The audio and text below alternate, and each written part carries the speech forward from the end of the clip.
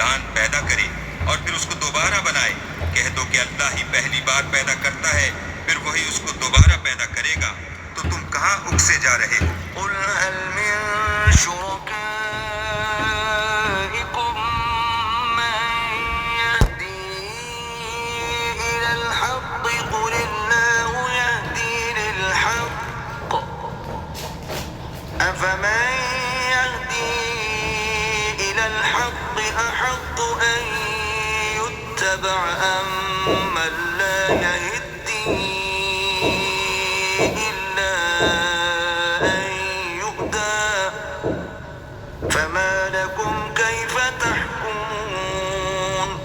پوچھو کہ بھلا تمہارے شریکوں میں کون ایسا ہے کہ حق کا رستہ دکھائے؟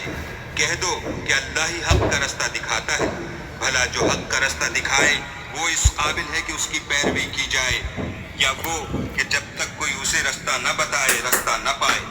تو تم کو کیا ہوا ہے؟ کیسا انصاف کرتے ہو؟ وما يتبع أكثرهم إلا ظنا